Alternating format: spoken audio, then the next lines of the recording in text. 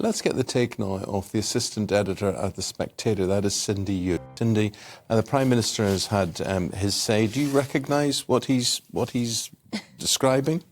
Well, I think when it comes to Brexit, it does seem like the last 3 years we've not really known what it's about. Having had those early years of Brexit wrangling, which were really, really painful, but I think people were so keen to get Brexit done that no one wanted to talk about it. But that included the Brexiteers, who during that time should have been really setting out their vision of what these new capabilities allowed a country to go through. I don't feel like I've seen enough positive vision of what Brexit could be. I object to politicians telling lies, basically, glossing over the whole truth. These trade deals, for instance, I'll ask each one of them that come on today. What are these trade deals? Are we going to quote Australia worth 0.01% to our overall economy? There's no trade deal with China. There's no trade deal with the USA. There's no trade deal with Brazil. So what? This is tantamount to lying, really. Well, I guess, Rishi Sunak voted for Brexit, but he's seen as a Remainer PM for whatever reason. So he has to kind of, appeal to that side of people who distrust him because he seems too Remainery. But you're right, Eamon. We'll look at the India trade deal that we're talking about at the moment.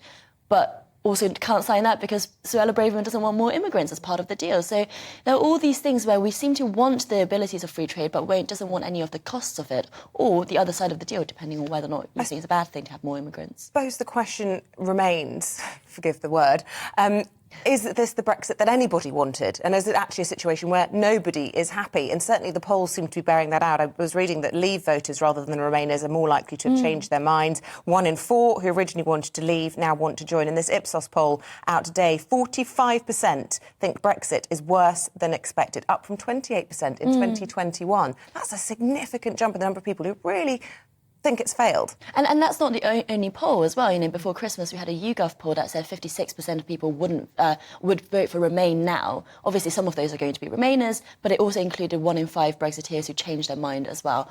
Obviously, poll is not the same as a referendum, so maybe in a ballot box you would do different things.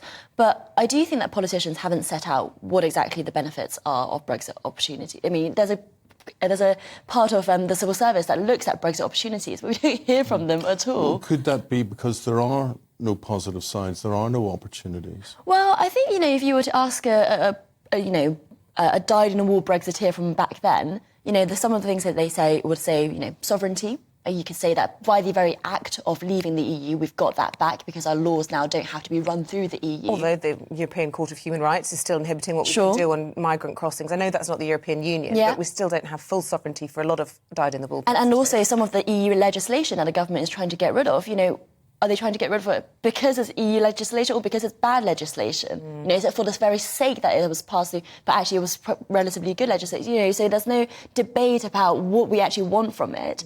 And then you look at immigration. We still don't have control over the small boats crisis, and arguably not being a part of the EU hasn't really changed anything on that situation, but has led to industry leaders such as the boss of Next, the clothing brand, saying we don't actually have enough people, low-skilled immigrants, to come help us in the seasonal work that we need to do. So, I think it was a moment where we could have really made something of this country. And obviously, it's been a pandemic. Well, all countries have had a pandemic. I think that is a very empty get-out clause because we claim the vaccine rollout, we got out of lockdown faster than other countries, and yet here we have the IMF coming out today saying that our economy is going to shrink more than any other G7 nation after even Russia were in a worse economic state. The Labour Party coming out today saying we have a dud economy. Yeah, and we had to really look at why that is. I don't know if how much to do is to do with healthcare.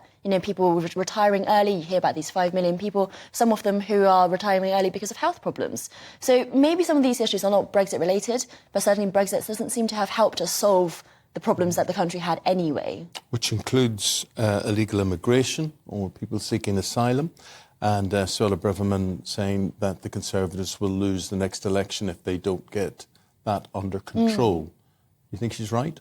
I think that might be right, yeah. Part of the reason, and you can say this is what contributed to the Brexit vote, but there was certainly a feeling of no control over your borders. And that hasn't changed, I don't think. You've got that problem. And then yesterday we had firefighters coming out saying they're going to strike. We know that tomorrow teachers are going on strike. We've got this huge general strike taking place. That takes a hit on the economy as well. Yeah. Anti-strike legislation a step further after it passed through the Commons last night, but it certainly seems as though our economy, our country, is in disarray on this third anniversary. Do you think that's fair? Yeah, I think that absolutely is fair. It doesn't seem like much is working in the country at the moment. I just don't know how much of it is down to Brexit, but I don't know how much of it Brexit has helped us solve these problems either. You know, some of these are really big issues. But when it comes to striking public sector people, you know, one of the arguments for Brexit was that we can have wage increases because there'll be fewer immigrants fighting for lowly paid jobs. But when it comes to low wage increases, the government won't give it to people. Because of fear of inflation. So the question is, well, what was it for then? If when people ask, just will go on the streets asking for pay rises, which is what you promised after Brexit, and they don't get it, well, what was the point? Look, this is the informed opinion of where we are 3 years after Brexit. If you disagree, I'm sure many of you will, please do tell us what the benefits are. Why do you think it was worthwhile? You've been listening to Cindy Yu. Cindy is the assistant editor at The Spectator magazine. Thank you very much indeed. Thank you.